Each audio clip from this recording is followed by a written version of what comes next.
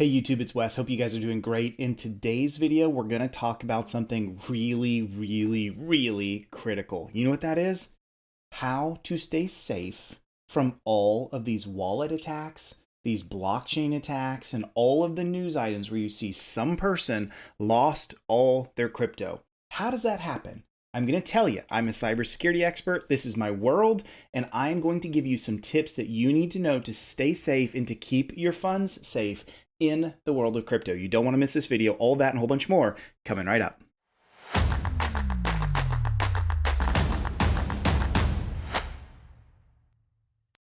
Hey YouTube, Wes Spencer here. I hope you guys are doing great. I am so glad you stopped by my channel. If this is the first time you found me, I am actually a cybersecurity practitioner by trade. I built and sold a cybersecurity company just recently. Before that, I was a banking executive in cybersecurity, and before that, a professor of information security. So this is my world, and I love talking about cybersecurity, crypto, all of that stuff, financial independence. Those are the things I love covering on this channel. I'm not a full-time YouTuber, so I don't moon pump. I don't do any of that kind of stuff. I'm just interested in covering the technology and the concepts that are important for me, just communicating to you guys. So if you like this video and you like the channel, I'd love for you to do a few things. Hit like, hit the bell icon, hit subscribe. Those things really do go a long way for me. Also check out memberships. I'd love for you to take a peek at that. If it's right for you, awesome. If not, no big deal. I'm not going to gate content away from non-members or anything like that, but I'd love for you to join if that's for you. So let's get started with this. I remember the first time I had some kind of like fraud.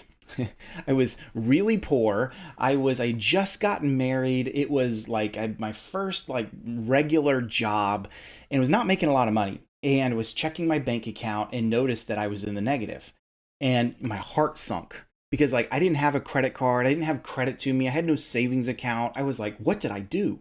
Like how am I going to survive? How am I going to pay my bills? Like it was this sinking feeling. So I immediately jump into my banking account online. This, even back then, they had online banking. And I jump in, and there was like a bunch of transactions all in New Orleans. There was like I still remember this to this day. It was so scarring to me. I remember like there was a florist for like $700. There was a Walmart transaction for like $1,200. There's a whole bunch of this stuff that all happened. It all happened the day before. So it's kind of fortunate in how I checked it, but they cleared my account out completely. And in a panic, I didn't know what to do. And so I called my bank and I'm like, hey, there's some transactions that have happened. I don't know what to do. And I was kind of shaking in my voice a little bit because keep in mind, this was like 15 years ago probably, and I didn't know how to handle this. And they said, no problem, Mr. Spencer. I can't believe they called me Mr. Spencer. They did. And so they said, come into the bank and let's talk about it. So I come in, sit down with them, and I talk and go through everything. And they're like, well, we know this is fraud. And I'm like, oh, thank God that you guys know that. And they said, of course it is, because you're here in where you live now. And this is New Orleans. It's super far away. We know that wasn't you. We know that you could not have done those transactions. We're going to take care of them. And I'm like, but I'm in the negative. They said, no problem. We just want you to use checks right now. We're going to put a memo on your account. We're going to let you write bad checks. And as long as you pay your bills with checks for the next 2 or 3 days, you're going to be okay. It's going to take us some time to reverse this, but we'll get it taken care of. And so I did. For days, I felt like, somebody horrible writing checks that I couldn't actually cash. But they accepted them. They continued to go into the negative, but the bank didn't stop those transactions. And eventually, a few days later, they called me back. They said, hey, everything's taken care of. Go take a look at your account. Those things have been reversed and you're good to go. And I couldn't believe it. Like, it was like news that was too good for me to hear. And I jump in, I'm like, oh, back to normal, thank goodness. Now, it still took a police report, a couple hours with the bank. Like, it's a lot of time out of my day. And it was really stressful. But I learned that lesson. It's really nice to have someone watching over you and that will protect you when something bad happens. Now, look, I know my audience comes from a lot of different countries, and I know that not all banks are going to operate in such a protective way. So don't hear me bragging on banks. I'm just using this as a story to communicate how nice it was to have somebody overhead and protecting me when something went wrong. And that's really, to be honest, at least in the consumer retail side of banking, that's why it all exists, is people appreciate the fact that someone's watching over you. And at least in the States, when you have fraud, they take care of it. Bitcoin's not that way. And not just Bitcoin, all crypto. You guys have known on this channel, and I talk about security enough, we always say things like, not your keys, not your crypto. We always say things like, it's the wild, wild west. There's nobody to fix a problem when it occurs. And so there's no no one's going to go fix a problem when you do something and you lose crypto. Like there's nobody to help you. And you have to come to a realization and understanding of, I'm not going to get into crypto if I can't survive that risk. You really have to understand that. It's a big challenge and it's something you have to come to grips with. And I personally have gone through this journey multiple times. So we're going to talk about in this video the key things you need to do to keep your accounts safe. Your wallets, your accounts that you use, custodial, non-custodial. We're going to talk about a lot of that and the key things you've got to know. So sorry for the long intro, but I think that story is paramount for us getting into this because I want you to know I'm not going to help you. I'm not going to protect you. Nobody is going to be able to protect you. You're on your own. Okay, so let's jump in. Here's kind of what got me going on this whole story. I'm going to share this out. This comes over from my friends at CoinMarketCap. And there's a couple just recently that lost $700,000 in a Coinbase attack. So the article talks about how Robinhood and Coinbase, soon to follow, are all standing up 24/7 hotlines. And I understand this. If you go to Reddit and you check out our Coinbase, you will be full of people that are really, really angry with Coinbase. Now, I personally am pretty happy with them. I use them quite a bit. I have a referral code in my description down below if you want to use them. I've never had a problem with them. But I've also never needed to have a problem with them. And I know many people have challenges around the AML and some of the checks that, like the fraud checks that happen. But I also know people that lose a lot of crypto from Coinbase or any of the other exchanges to pick on any of them, and they don't have the help that they want and feel that they need and deserve. And so they get really angry. And you see this in Reddit. You see this in other places. And this is a challenge for sure. And so the article goes on and it says, there was one couple in Los Angeles, and there's like, this isn't enough to help us because they lost, as you saw, $700,000. Now, here's the key. There is one key in this article that is critically important. I want to go find it. Here it is. As they say, they deal with, what is this? A devastating phishing attack that caused them to lose their life savings. That sucks. Like, that sucks hard. I understand that.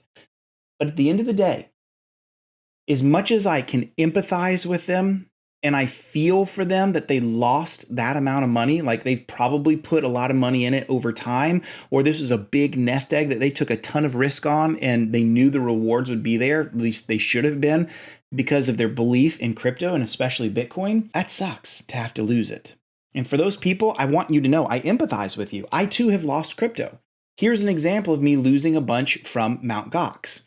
And if you didn't know and you're interested, I even did a documentary on how Mt. Gox rose to prominence and then fell apart. Right up there, check it out, is a link to that documentary. So I know what it's like. I've lost money on Cryptsy. I've lost money to other kinds of fraud. I get it. I've been in the shoes that these people have been in, and so have many of you. But here's the thing, the incontrovertible fact on this one. They lost money because of a phishing attack. They clicked on something which let the bad guys in. And it wasn't just a click and that's all it took. The way that Coinbase works, they clicked on it. They must have put in their credentials. If there was two-factor involved, which it seems like there probably was, guys, that's on you. Like, as much as I empathize, it's on you. They go on here, they talk to CNBC, and they say that they hadn't received a message, or they had received a message, from Coinbase, and someone logged into their account. After clicking on it, it was notified that this two-factor authentication had been changed. Something caused that to be changed. Something that they did caused that to happen. It wasn't like a hack. It wasn't some kind of, nobody's heard of this before. And here's how I know this. If this were like some unknown hack that like no one knew about, we call this a 0 day in the industry, it wouldn't just be one attack siphoning away $700K. It would be a very sophisticated attack in which you'd see billions of dollars stolen from Coinbase. So we know it wasn't something unique. So this is what a lot of this comes down to. I wanted to start with this article, not to make fun of these people, not to say I don't care. You guys hear that I empathize with them. It's simply to say this. You're responsible for your own crypto. I mean, what's Coinbase going to do about it? They're not the ones that did it. They're not the ones that sent it out. They're not the ones that clicked on the phishing attack. They're not the ones that ultimately authorized the bad guy to get access. The couple was. They're the ones that had that happen. And so you have to come to grips with this. Before you can talk about the things you need to know to stay safe, you've got to come to grips with that risk that you end up inheriting when you get into crypto. Never invest more than you're willing to lose. And understand, at some point, something like this could happen to you. It can happen to anybody. It can happen to me. And so you've got to keep your guard up. So now that we've said the warnings, let's talk about some things that you can do. The first thing I wanted to share is just to know, you've got to understand, like, this stuff is prevalent and everywhere. I don't know if you can see this. I'm going to zoom in a little bit and see if this works. Yeah, here we go. So commonly, even my own channel, people spin up like these fake Wes Spencer accounts. And I try to close them out as much as I can, but it's nonstop. I'm like, hey, talk to me on YouTube. This is like the fake Wes. And they're like, hey, talk to me on WhatsApp or Signal or something like that. And I've got a secret thing for you. Or you see these kind of scams that happen all the time. What's the best way to get started? And a whole bunch of troll accounts all answer like, oh, here's what you can do. And then this person, Georgiana's trading strategy is how it always starts. Look how much money I earn every single week. Wow. And then you get into it and you scroll down a whole bunch more, and eventually you'll get into it where, in fact, I think some of these have already been taken away, but someone will be like, and here's how you contact Georgiana. This stuff happens like even in my own channel. I wish I could stop this. YouTube does not have good enough controls around all of this. I block them as much as I can, but there's no amount of blocking that will stop it. They're always going to come back with it. So just know that this stuff is prevalent. It's everywhere. It's on Twitter. It's on any place where crypto is communicated. Scammers exist, and you've got to be aware of it. So I want to talk about a few things that you need to do to keep yourself safe. And I think these things are really, really important for you, just in terms of like reducing the cost and the chances of these things happening. And so let's talk about number one. Here it is. Number one is this. Password reuse is a really, really dangerous thing. Now, first of all, let's talk about what password reuse is for just a minute before I jump into the website. So password reuse is where you use the same password on multiple sites. So let's say you log into like Mom's Spaghetti Blog that's running on WordPress, and you also log into your bank, and you also log into, I don't know, Coinbase, since we've been using them a lot, and you use the same password for all of them. And let's say Coinbase is super secure. They do all the right things to make sure password security is in place. But Mom's Spaghetti Blog, probably not so. In fact, it probably hasn't even been updated in many, many years. And so that account gets hacked, and the bad guy now knows that your email address belongs to the password you're using on Mom's Spaghetti Blog. If you happen to use that same password on other sites, it's possible they can just reuse that password and see if it works. And this is what's called password reuse, and it happens all the time. A significant number of breaches happen every single year because of password reuse. Because some blog or some site that you used maybe years ago or just recently got hacked, password stolen, and bad guys now know that is a password of yours. So how do we stop that? First of all, let's talk about two things, the knowledge and then the techniques to stop that. So here's an awesome website. It's called Have I Been Pwned? And this is a great website that you can use. It's actually created by a really well-known security practitioner. And what it does is it stores a ton of password data breach dump lists is what we call them. And you can search them just by popping in your email address here, and it'll tell you if any have shown up as part of an attack. And why this is nice is it gives you awareness of both sites that you've had your credentials stolen from, and it gives you the knowledge to say, Wes knows what he's talking about here. Don't reuse passwords. So let's just put someone notable in here. I'm going to do Alex. So Alex is the CEO of Celsius Network. I'm just going to use him because he's a public figure and his email is public. So if I hit pwned on this and I have it check, there it is. Look at this. It's been involved in 3 data breaches. Okay, so what does that mean? Did Alex do something wrong? No. Let me be razor clear here for a minute. Alex did not do anything wrong at all. Celsius didn't do anything insecure or wrong at all. It just so happens that 3 websites that Alex uses have been involved in data breaches.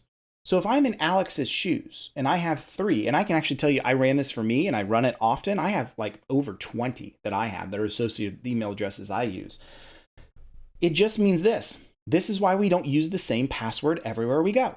Because if we do, then that same password would exist and could be logged into any other website that I use. That's a scary thing. So Alex has 3. So what does Alex do about this in this case? Well, he needs to make sure all 3 of those have been reset and are new, and he needs to make sure that they're not used on the same sites everywhere. So this is interesting. And if you want to know, like, you can pop your own email address into this and see. In order to get the data back, though, you actually have to hit the subscribe button. And then you have to enter your email address and go into this, and it'll give you some notification. And it's only going to go to whoever owns the email. So I can't go and see what Alex's are. I actually have access to some private dump lists, so I guess I probably could. But the common person won't be able to do that. So it's used only for emails that you have access to. So go there, check that out. And that needs to be your lesson learned of like, oh no, that is why I can't reuse passwords. Now, how do we make it possible to not reuse passwords? Because humans are bad at remembering things like passwords. Your answer is this: use a password manager. Use a good one. I'm not going to recommend any on this video today, but do a lot of Google searching. You'll come across, there's a number of solid options. Pick one that works well for you and use that religiously. Make sure that it's locked down. It's got two-factor authentication on it. It's got a really strong master password and a bunch of other security features that you can enable for it. And the awesome thing about it is it manages your passwords. And it can give you an individual, long, complex, impossible to guess password for every site you use uniquely. And that is awesome. And that is the way we solve password reuse attacks, is we have unique individual passwords over and over and over. And I don't even know my passwords. If someone put like a weapon to my head and said, tell me what your password is, I don't know the answer to it. The reason I don't know is because password managers handle that for me. So that is the mechanic of how we protect our accounts. And you've got to have that in place because it's an important place. So there you go. Have I been pwned? I'll put a link to this in the description. You need to check it out, and you need to be really careful about not reusing passwords. Second thing let's talk about is malware. So new malware. So this is actually an old article. This is way back from 2018, but it still exists today, this challenge. So malware is a real issue for us because it can actually run resident and look for Bitcoin addresses. Like really bad malware will only look for like a particular Bitcoin address and then change it to the bad guy. So when you're about to send a transmission through the blockchain, it'll replace it and off your funds go to a place you didn't mean for it to go, and you're not going to recover it. Sophisticated malware can do all kinds of things, one of which looking for malware. And so here's an example of this. This one is from Lawrence Abrams, Bleeping Computer. I know Lawrence, he's an awesome guy. And I'm going to show you just a snippet of this video. You should go watch the whole thing. It's really interesting. This particular piece of malware is really poorly written. Like, it's bad. It doesn't even have things like regexes where it looks for any kind of Bitcoin address. It's hard-coded to like 2 million addresses only, which sounds like a lot, but there's so many possible Bitcoin addresses you could create. Like 2 million is like an infinitesimally small number. It's a horrible piece of malware. Whoever wrote it should be shot and fired for being a malware author. But let me show you how it works. So I'm gonna hit play on this. We're gonna fast forward over to where he starts this thing from working. Right now he's just doing some reversal stuff. Okay, so here we go. All right, here we go. So I'm gonna hit it right here. I'm gonna hit pause. So right here are his legitimate Bitcoin addresses. And he's going to pick one of them at random. He's going to copy it and he's going to paste it. And watch what happens. When he pastes it, this malware is already running in this machine. So he's showing you how the malware operates. When he copied and pasted this address and pasted in here, notice how it's actually different. You see this? It starts similar, 18V something, 18V. So it starts similar, but the end is QCX1. This is WJIX. It's actually a different address. That's crazy. That's scary. That's creepy. What happens in a situation like this is if you're not paying deep attention to the entire address and you hit paste on something like that, it's going to go out the door to the wrong person. We're just pasting this in the malware demo into a text pad. But if you were to send this like in an actual transaction, you have malware running on your computer and you paste this in and you don't fully check it, you're going to lose your funds. It's not going to go to the person that you think it's going to go to. And again, like before, there's no one to help you out. So how do you handle something like this? Well, a few things. One, from an operational security point of view, always check and double check your transactions. Make sure they're right beginning to end. Don't just look at the first couple letters and think you're okay. Really study that transaction. Make sure what you pasted in is correct. Secondly, you need to not use like a common machine you use every day for web surfing and stuff like that. Should probably not be the account you use to authorize your wallets and send transactions, at least not big transactions. And third, you need to make sure your machines are malware free. And that's hard to do, I can tell you that. But again, that's where you want to make sure using new computers, safe computers, known good computers versus everyday use computers where malware could be running. It's a scary proposition to have to lose funds because malware was running and it changed the key when you typed or pasted it in. So that is number 2, beware of malware. Number 3, and of all of them, probably the most important, and it's this right here. You've got to beware of phishing. There are nonstop phishing attacks. Phishing is not just over email, it can be over social media. You will even see phishing attacks on my own YouTube channel. I try to close them out as much as possible, but I can't close them all out. That's why you're on your own. That's why I even have like warnings to you on all my channel data. If you look at my description stuff, you're on your own. Like, I'm not giving you financial advice. I'm not telling you what to do. You're making your own decisions for those reasons. So I'm going to show you an example of this. So these recovery phrases that crypto platforms use to recover accounts are awesome. They're really nice because they're easy to store, they're easy to reuse, but they are the critical linchpin. If someone gets access to those recovery phrase words and in the right order, they own your crypto. Plain and simple. So that's what bad guys are targeting. I want to show you how this looks. I'm going to scroll down. Here's an example. So here's one user, just Greg Ball, whoever he is, and they're just showing an example of this legitimate user. And, or maybe it's not. Maybe it's a fake planted user. I don't know. But they're asking MetaMask support, how long does it take for something to happen? I shows sent, but it's not working. And then this Ethan Doge guy that replies back, 100% a scammer, guarantee you. And he's saying, oh, I have the same issue. No, he doesn't. He's just saying it. And he's like, but my funds, I got it fixed. I use support using this form. And there's the danger. He's sending you to a Google Docs form. And inside that Google Docs form is a bunch of information. What's your name? What's your crypto address? It might ask some other things like how long have you had the problem? Stuff to like make it act like it cares about you. But at the end of the day, it's going to ask for one thing. You know what that is? It's going to ask for your seed phrase. It's going to be like, in order for us to troubleshoot, we need to know your seed phrase. You got to provide that to us, and we will correct it from there. And you pop it in, not realizing, and all of a sudden they steal all your crypto because you just gave them everything they need to be able to have access to your wallet. And these things are nefarious. When I see people on my YouTube comments or just elsewhere say things like, Wes, Trust Wallet sucks, or not Trust Wallet even, like any other wallet that's out there that you might use, a web wallet or an app-based wallet. I got all my funds stolen. They got hacked. Here's the sad news, my friend. I feel for you. It sucks, but they didn't get hacked. If they got hacked, it'd be like on CNN and Fox News and everywhere else. It'd be a major newsworthy event that XYZ got hacked and millions of dollars stolen. But no, it's just you. And what happened was you didn't know it, but you fell for one of these attacks. And it was a phishing attack like this. It was a Google Docs attack. It was maybe some support attack. Who knows what it was, but you somehow gave away your seed phrase and you weren't paying attention. And oftentimes what happens is people are like, no, I know I wasn't hacked. I know it didn't, like, it wasn't me. It was them. It was Trust Wallet or whoever else. You just didn't remember it. That's why these are so insidious. We often don't even know when it's about to happen, and it can happen to the best of us. Here's another example. In this case, they're acting like it's Trust Wallet. It's not. Notice it's this @DelightSwift. This is the scammer account, but they put in the Trust Wallet badge and renamed it. You see this kind of stuff all the time, and then the Google Docs thing. I even have that on my YouTube channel. I think I mentioned this before, but like people will spin up fake Wes Spencers to try to get you to contact me. That is not me. I don't use WhatsApp and all those other things. I don't talk to anybody on those things. I don't even have them. So like, again, you've got to be aware of these kinds of phishing attacks. They're really bad. So how do we stay safe from those? That's a good question. I'm going to show you this. This comes from the actual Trust Wallet community. It's really, really good.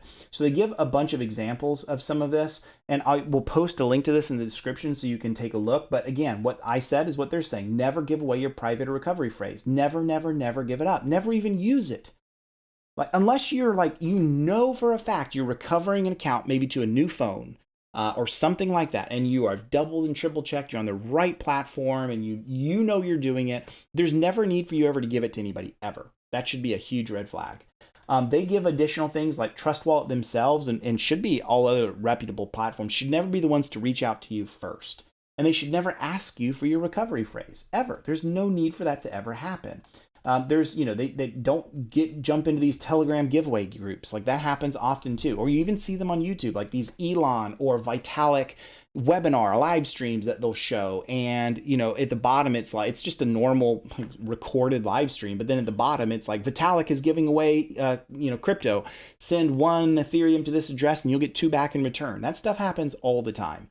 YouTube needs to do a better job of cleaning that stuff up. But again, that's on you. Like those too good to be true things, as you see in rule number 6, if it's too good to be true, it is. No one's going to give you free crypto. Like especially those like, send me 1, I'll give you 2 back. That's ridiculous. That stuff doesn't happen.